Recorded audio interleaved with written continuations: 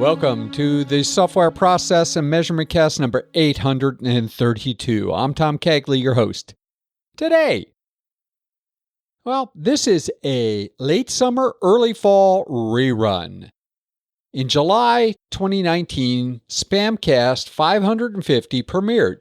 The cast included an essay titled Intertwining Conway's Law and Agile, and an episode of the QA Corner with Jeremy Willets. Jeremy is now doing the Evolutionary Agilist column.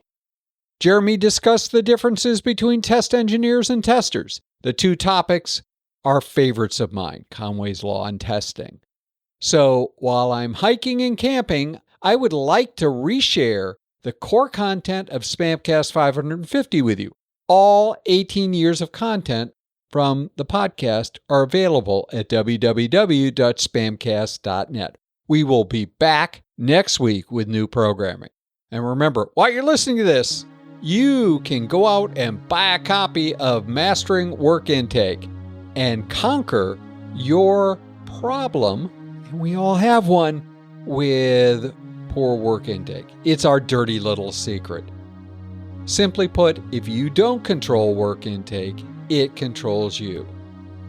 Buy a copy. Go to J. Ross Publishing or buy a copy on Amazon. Links in the show notes.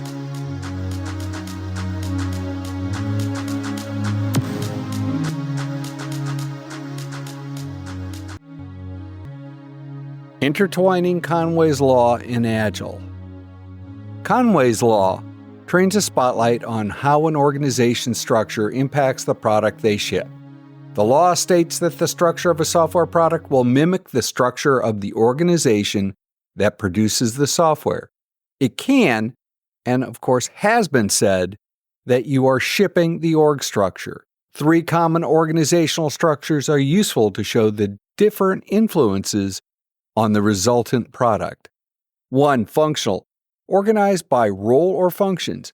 The software equivalent is a product made up of a number of functional modules that are integrated together. 2. Market/product organizational structure.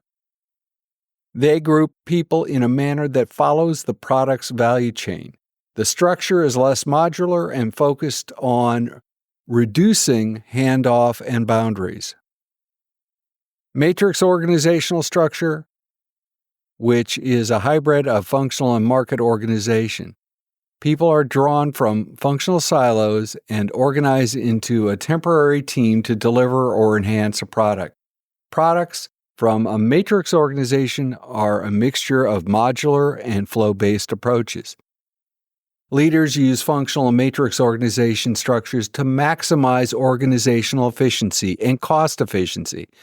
Capacity utilization is a common metric in this approach. Market and product organization structures are built to maximize flow and speed to market. This is a common startup and small firm model. Each of these organizational structures have their individual pluses and minuses, which we're not going to explore with one exception. The market product organization structure most closely aligns with Agile and Lean approaches, including DevOps and DevSecOps. Agile techniques gather feedback and deliver value quickly. The effectiveness of this alignment between technique and organizational structures is enhanced when a firm uses modern architecture norms, for example, microservices and REST APIs. Combining architecture, an Agile approach, and full-stack teams can take a piece of work from story to production, which minimizes the number of handoffs and other encumbrances. Teams built to be agile must be cross-functional and independent. The closer a team can be to full stack, able to run experiments, build, deliver new features into production, and then clean up after themselves, the more solutions will have molded themselves to the flow customers expect. This is Conway's Law in action. The structure of an organization and application becomes synchronous. Why is understanding Conway's Law useful? Because it provides a change agent, a tool to help tune and evolve agile organizations so they can focus on value delivery. In the end, since you're always going to ship the org, you might as well ship it so it provides the most value to your customers and improves speed to market. One final note. If you don't create software, Conway's Law is still for you. I mean, it's easy to extend the whole idea of Conway's Law and the structure of communication to the production of any product, whether it's a piece of paper or a piece of software, it doesn't matter. The same thing is true with Agile, for that matter. Thoughts, comments, all welcome. Please feel free to reach out to us at spamcastinfo@gmail.com or leave a message at 01-440-668-5717. We look forward to the conversation.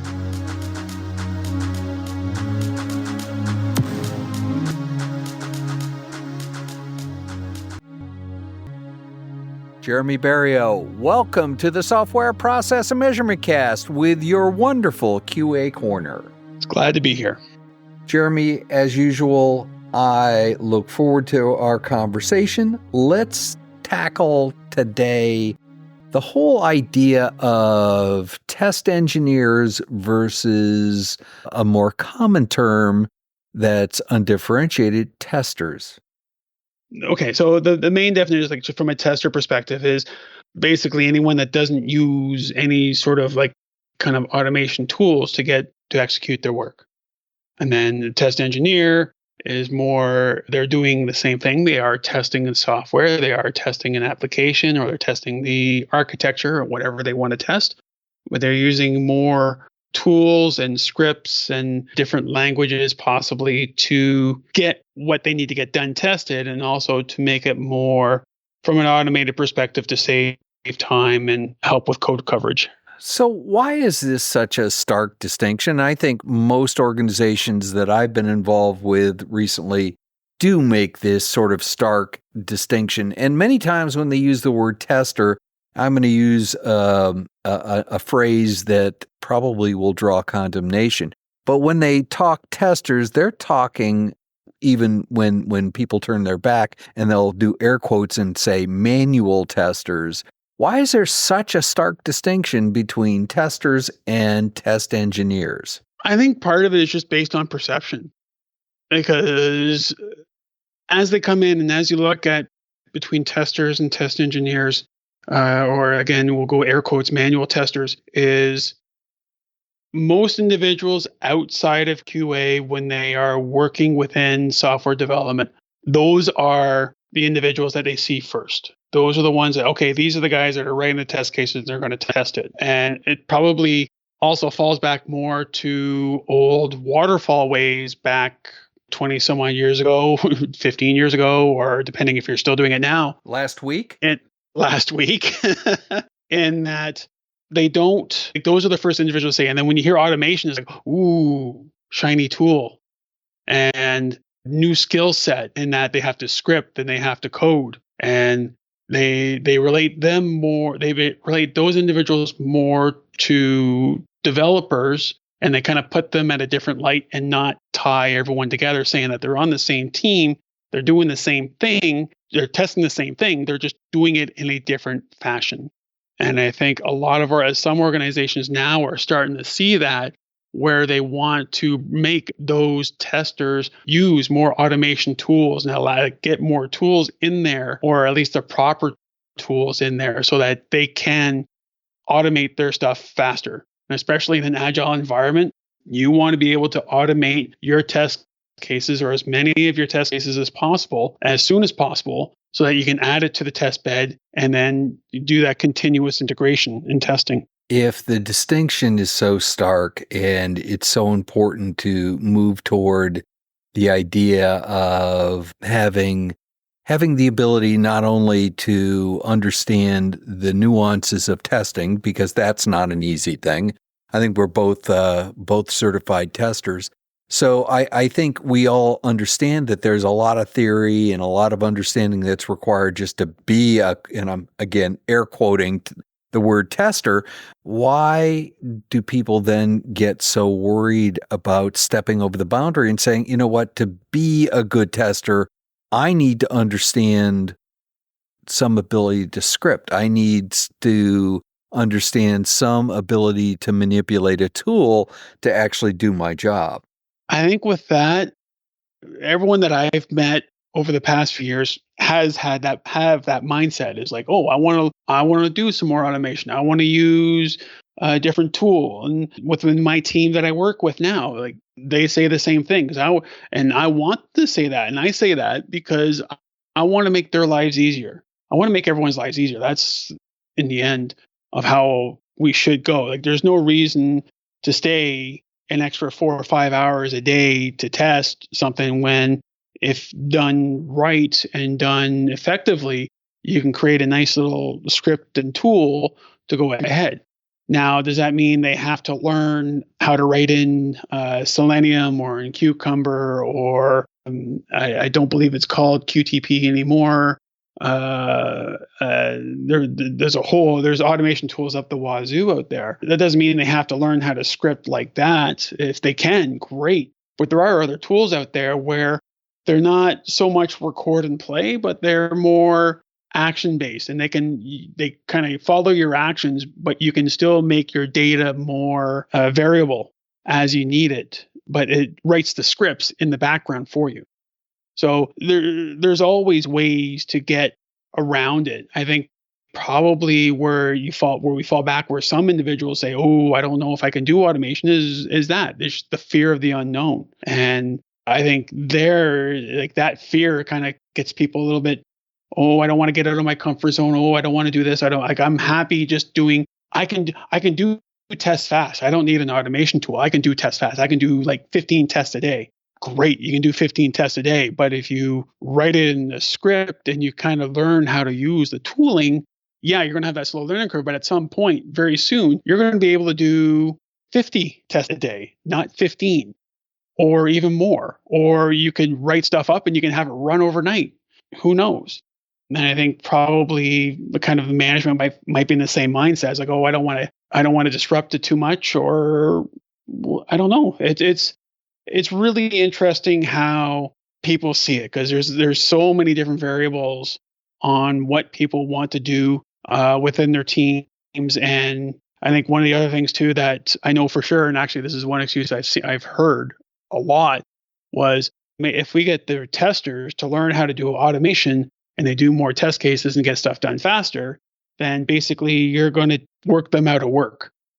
And that's I have never seen anyone work themselves out of work, because what normally happens is more work gets piled on. Think of it as your story points for a sprint, especially if you're in Agile. You're going to have initial set of story points for velocity, let's just say 40 points for the team.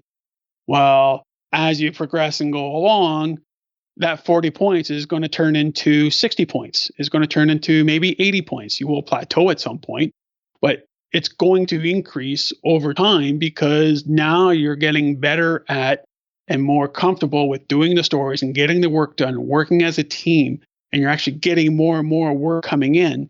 And trust me, the business they have lots of wants. So if you can increase your velocity, then that gives them the opportunity to get what they want faster. Agreed.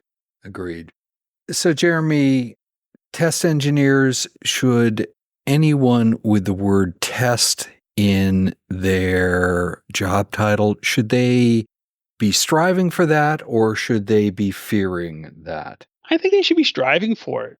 I don't see why not. Like, I did early form of SOA testing with automation tools way back a while ago. And it was interesting in that, to me, it was second nature. It's like, okay, this is a tool we use, and okay, here's the scripts, here's the data, here's how we use it. And it never really dawned on me on what the tool was actually doing until maybe about 4 or 5 years ago, when I started working with a SOA team and understanding what they were doing. And it was funny. It just all clicked in. It was like one of those old movie moments where like the lock went into the door in the brain and the door opened, and almost like it was like the big shining light, and angels were singing and the squirrels were dancing, and it was one of those great moments. Like, oh, now this all makes sense.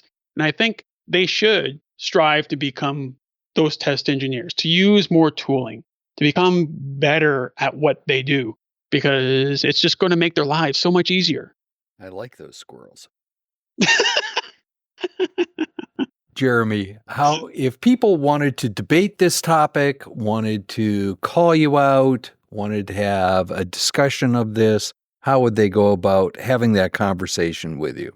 If they want to call me out, they can go to, you can reach me through Twitter. My handle's @jbarrio. I can be reached at through my blog as well. And there will be an article on this around the same time when this gets posted, so we can continue the discussions through the comment section there. My contact information is there as well. I can be also reached at through LinkedIn. Do a search for Jeremy Barrio in Toronto, and I will come up.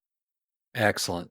Jeremy, as usual, you bring some great wisdom and some great wit to the Software Process and Measurement Cast with your QA Corner. Thank you for sharing with our audience. You're welcome.